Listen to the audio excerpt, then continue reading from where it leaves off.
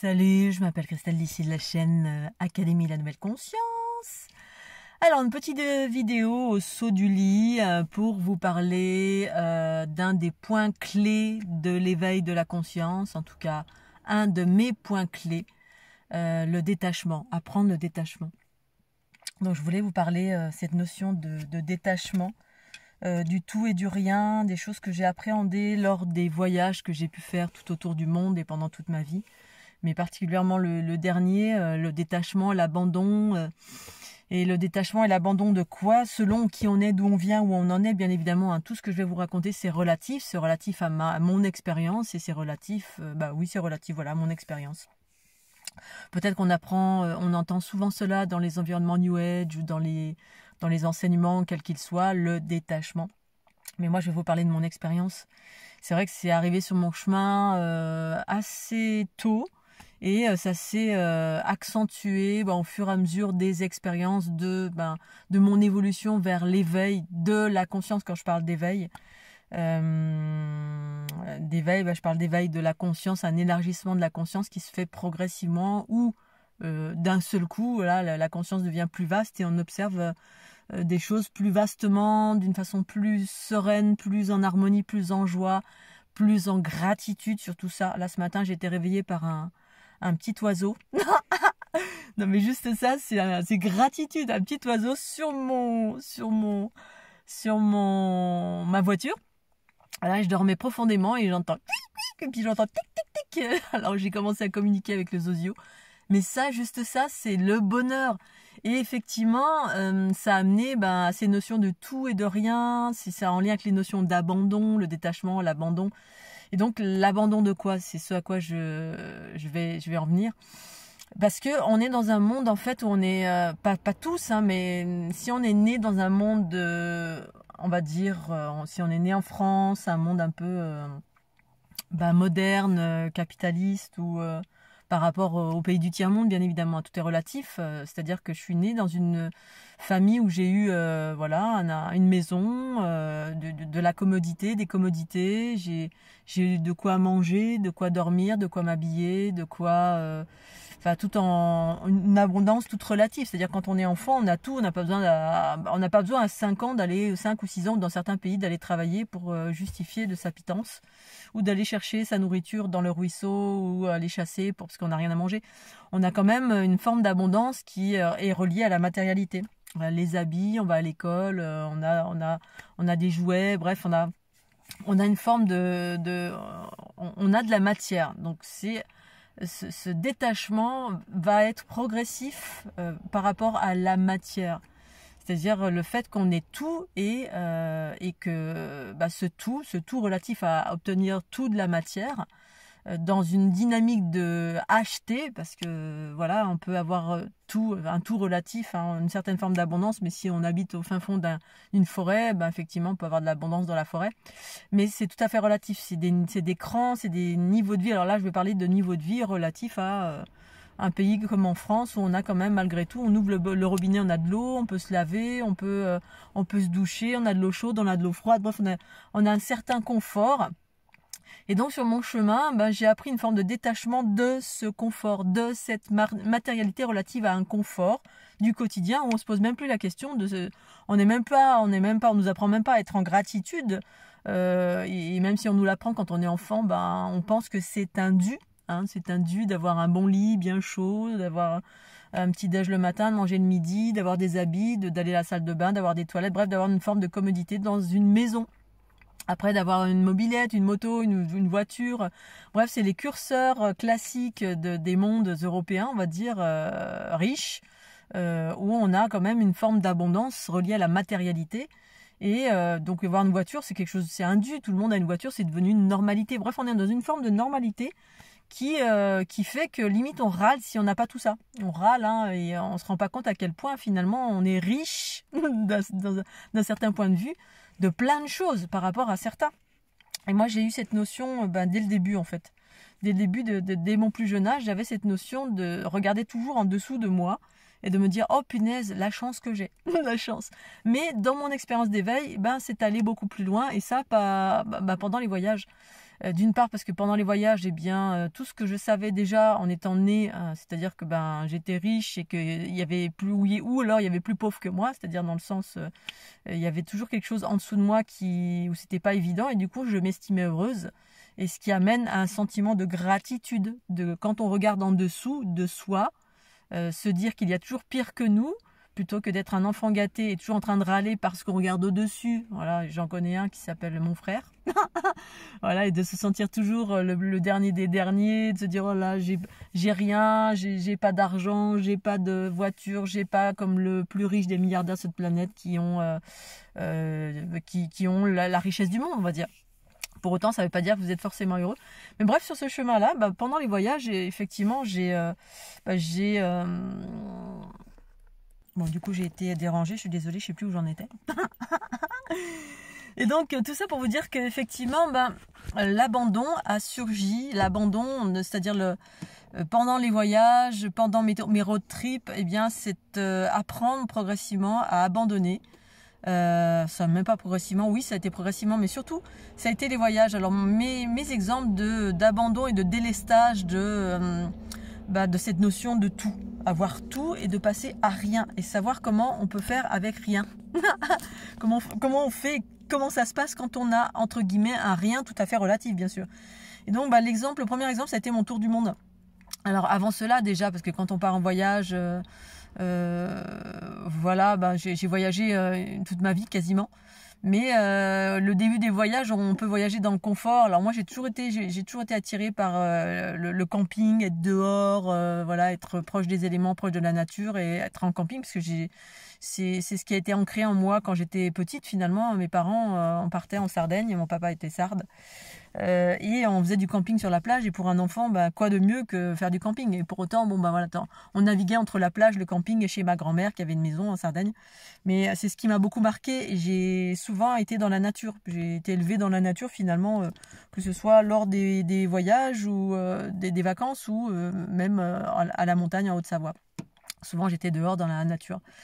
Et là, pendant mon tour du monde, alors outre mes autres voyages où je partais une semaine, 15 jours dans le cadre de mes congés payés, où là, on prend un gros sac à dos et puis voilà, mais pas énormément non plus pour pas être trop lourd parce que je suis toujours partie, on va dire pas en organisé, seul, donc il faut porter son sac. Voilà, porter son sac, c'est ça toute la différence de partir dans un voyage organisé où tout est voilà, on est cadré, on aime bien avoir son confort, on va dans des resorts, on nourrit les gros de ce monde entre guillemets, on nourrit les grosses structures, les trucs organisés et du coup vous restez un petit. Mais alors c'est pas un jugement, hein, c'est juste un cheminement. Voilà, c'est un cheminement de passer de l'âge d'enfant qui a tout. Voilà, qui a tout, l'enfant capricieux, qui a tout le confort. On a la chance d'avoir tout le confort, d'être encadré, de quelqu'un qui réfléchit à notre place, où aller, quoi faire.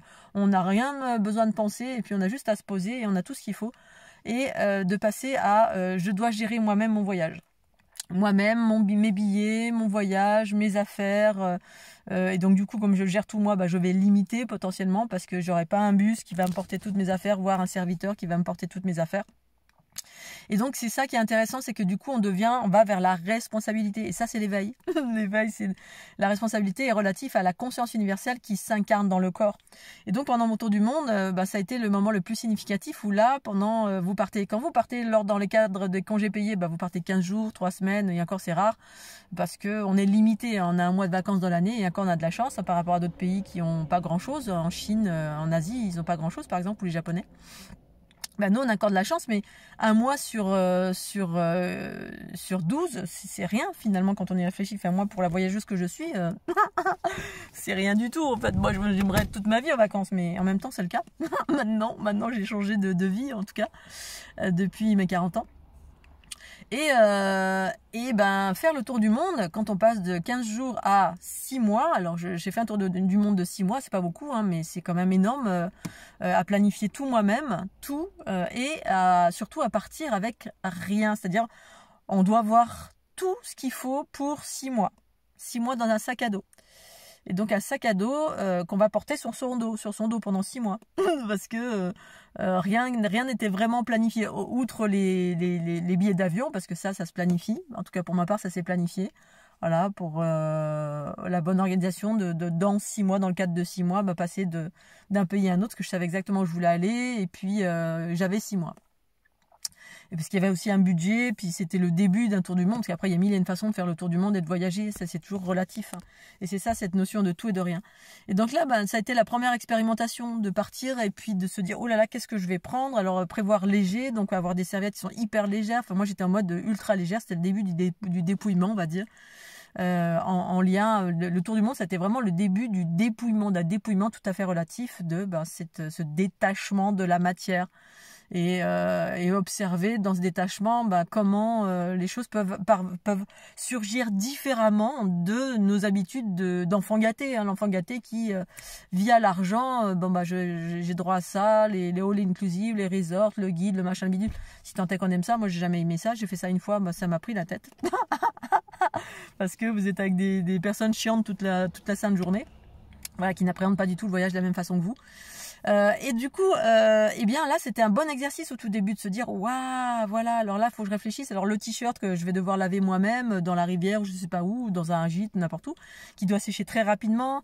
On est des filles, faut penser aux serviettes hygiéniques. Alors on avait des trucs en tissu, bien évidemment, on peut en acheter n'importe où, mais parfois non, parce que des fois on était au beau milieu de la jungle, dans des endroits au trou du cul du monde. Je me suis retrouvée, alors je suis pas partie toute seule, hein, je devais partir seule, mais je suis pas partie seule. Je me suis retrouvée des fois dans le beau milieu du désert, hein, du Nevada, où il y avait rien, il y avait juste des coyotes. Il y avait une ferme, je sais pas, à 20 kilomètres et rien du tout. C'était le top total, le piège. On avait notre tente, une voiture. Et mais après avec des situations encore plus dans le détachement, plus dans l'extrême. Et ça, c'est un exercice extraordinaire de se détacher de la matière, de se dire waouh, au moment où vous le vivez, parce que vous avez un sac à dos avec, vous avez 2 paires de chaussettes, 2 culottes, un vêtement, une serviette, une brosse à dents, enfin le minimum. Prenez pas le shampoing, le machin. On avait à l'époque du shampoing, j'avais des shampoings bio en savon qui sont tout petits. Bref, c'était vraiment minimaliste. Et encore, on peut faire bien plus. Mais c'était le début. Et c'était le début d'apprendre ce détachement de la matière. Tout ça pour en arriver que voilà, mon tour du monde c'était en 2012 et entre temps après mon tour du monde qui s'est passé, c'était extraordinaire, vraiment voilà, ça a été le début du détachement où j'ai vécu plein d'initiations dans tous les sens. Bien, c'était en 2012 et là maintenant on est en 2025.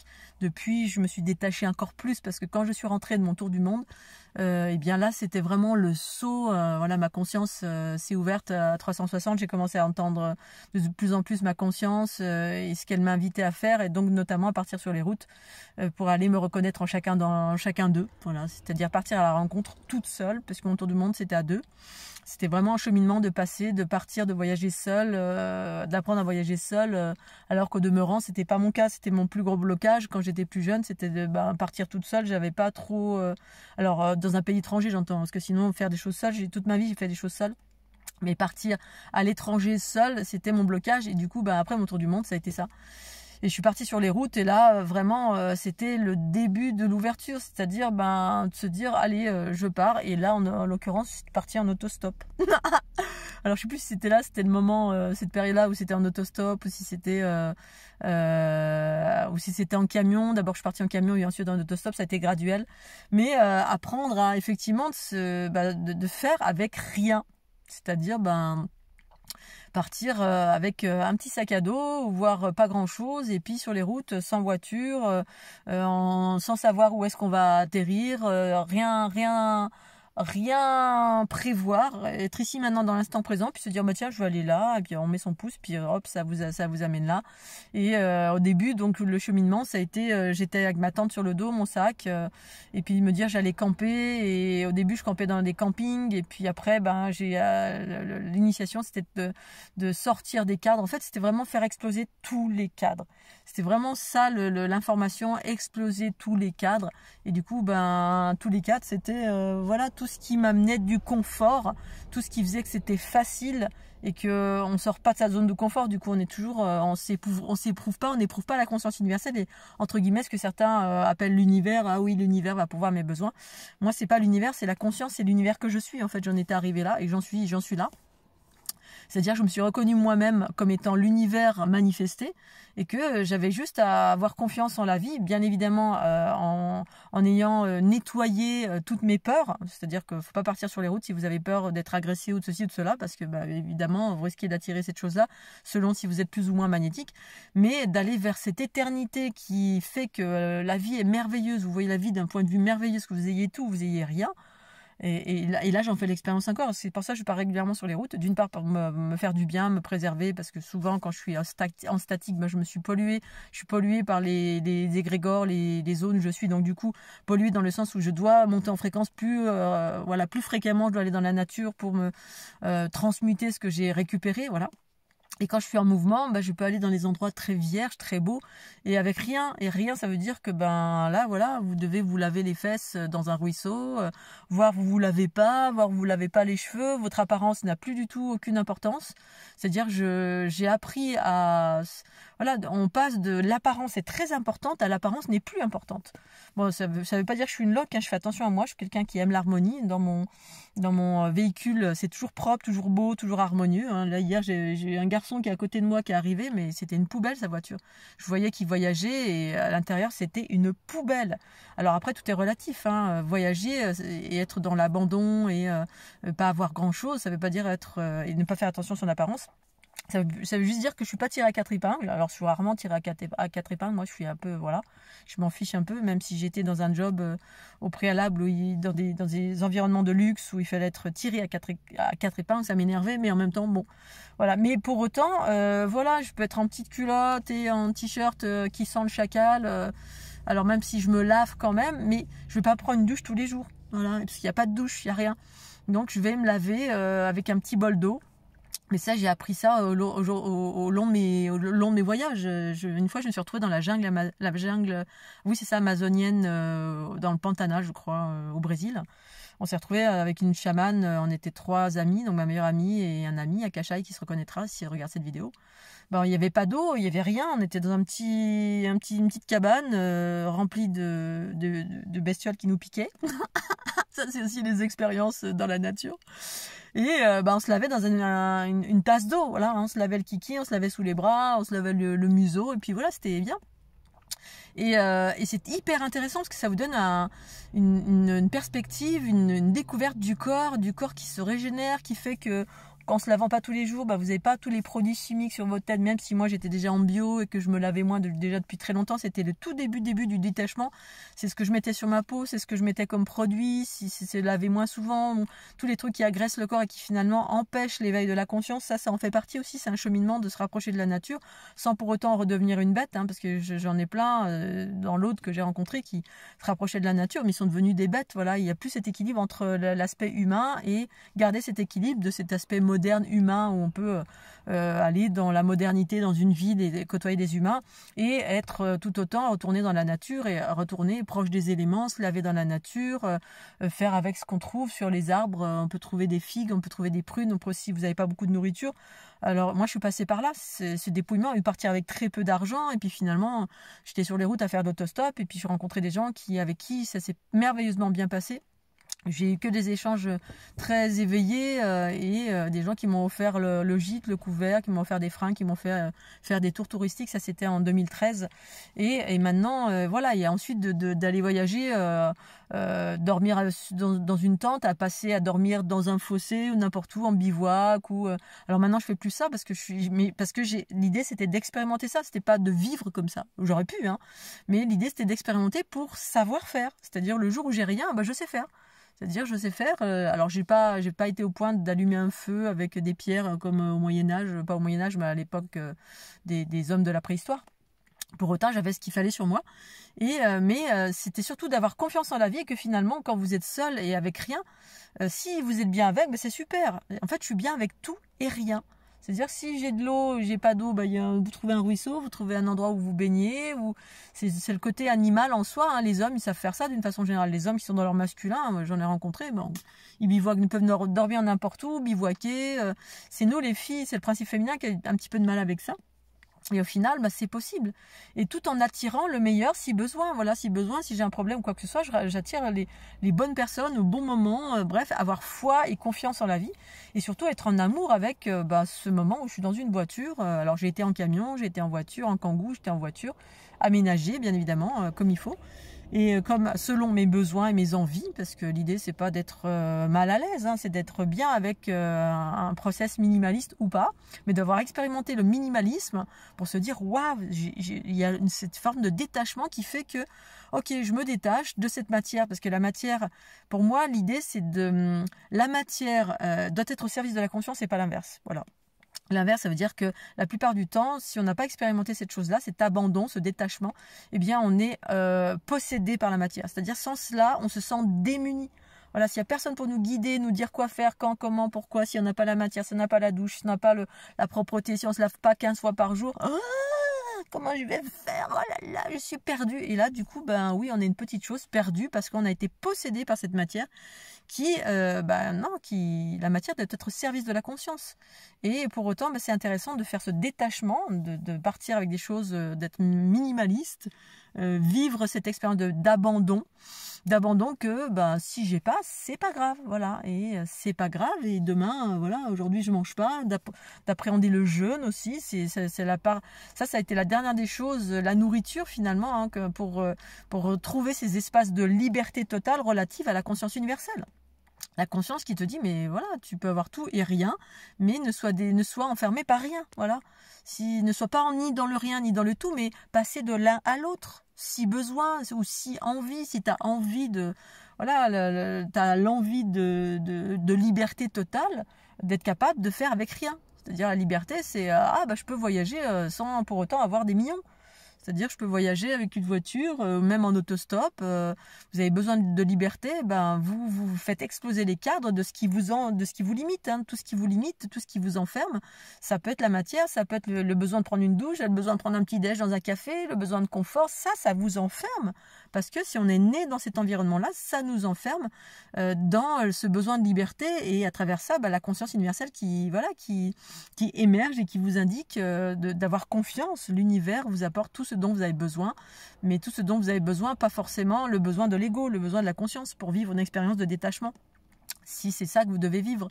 Bien sûr, c'est pas propre à tout le monde, mais dans notre monde de richesse français, souvent on a un confort et on n'est pas dans ce confort, nous amène au fait qu'on râle pour un oui ou pour un non, parce que on est toujours en train de râler, même quand on est au volant, on râle de tout, parce que soit dans le détachement, vis comme un mendiant, et après tu verras que tu te sentiras en gratitude de tout, hein, de celui qui va te tendre la main pour t'offrir un café ou un pain au chocolat parce que t'as rien. Et ça, c'est une bonne expérience. Je pense que dans plusieurs vies, j'ai dû être mendiante ou je sais pas, ou clocharde, ou j'en sais rien, j'ai fait plein, ou pas, ou peut-être juste pour réapprendre cette humilité de rien qui apporte la richesse du tout. Ça, cet antagonisme entre la matière et la conscience, et vivre dans l'équilibre entre les deux, hein. Je dis pas d'être tout d'un côté ou tout de l'autre. Souvent c'est ça les problèmes que j'ai rencontrés à l'extérieur chez les autres. Dans le département de l'Aude, les gens sont complètement, soit ils sont complètement clochards et ils sont dégueulasses, ils sont édentés, ils puent, etc. Et ils vivent dehors, et ils redeviennent des bêtes, voire ils sont dans le dénuement, mais en appelant ça la richesse parce qu'ils sont libres, voilà, hors du système. Mais moi je trouve que le système c'est super, il y a des choses à bonnes partout. Pour moi l'équilibre c'est de naviguer entre les deux, hein. Ce qui est juste et bon pour moi, je le fais. Voilà, sans pour autant être enfermé par cette chose-là. Voilà, l'idée c'est d'être libre, la conscience est profondément libre, et que je sois avec rien du tout, je peux être libre de choisir d'aller dans une maison avec du confort, et là de me sentir en gratitude parce que je suis au chaud, j'ai un bon matelas, je peux prendre une douche, oh là là c'est merveilleux, là je prends conscience et de cette matière qui est là et qui n'est pas indue et que finalement vous êtes en gratitude, ça vous amène vers la gratitude et par là l'émergence de la conscience aussi, la conscience qui observe que waouh, j'ai de la chance, et là vous ressentez de l'amour et de la gratitude pour chaque chose, hein, pour la voiture qui vous emmène d'un point A à un point B, le lit, l'eau chaude, même le fait d'avoir un travail si vous avez envie de travailler. Après on est libre de tout finalement. parce qu'on a vécu cette expérience de détachement, toute relative, voilà. Ça ne veut pas dire d'être complètement détaché, parce que j'ai vu des gens qui étaient tellement détachés à un point tel que la matière, ils n'en prenaient pas soin. Voilà, hein, il y a une voiture, ils se garaient n'importe comment, et hop, ils faisaient une grosse bosse, et oh, on s'en fout, c'est que de la matière. Ben non, il y a cet équilibre aussi, hein, ni trop être attaché à se dire, oh là là, si on a fait une rayure, on est complètement mortifié, et à l'extrême opposé, on est complètement détaché, et du coup, on s'en fout, on a une voiture, et puis on va l'écrabouiller en 2 secondes. Alors qu'en fait, une voiture, ça nécessite d'avoir travaillé, d'avoir voilà, mis des sous de côté pour acheter une voiture, pour vous véhiculer. C'est prendre conscience aussi de cette richesse d'avoir cette matière et d'en prendre soin, sans pour autant être enfermé. Moi, ça m'a amené un équilibre en toutes circonstances. C'est-à-dire, je suis en gratitude, je fais attention à ma matière, autant je fais attention à mon corps. C'est-à-dire cet amour, mais pas à l'extrême, hein, l'amour de mon corps, l'amour du véhicule dans lequel je suis, en gratitude, je fais attention, je mets de l'huile, je mets de l'eau, je vais pas faire de rayures. Bon, bah si malheureusement ça arrive parce que j'ai pas fait exprès, je vais pas être mortifiée, hein, parce que c'est ça, les gens qui sont le premier exemple, mon frère, il est tellement dans la matière que quand il y a une rayure, on croirait que le monde s'est écroulé. Alors qu'en fait, ce n'est que de la matière, mais pour autant, d'être dans l'extrême de ne pas faire attention du tout, et puis de comme pas faire attention à son corps, et d'être complètement délabré, et de pas faire attention à son corps d'aucune façon, c'est la même chose.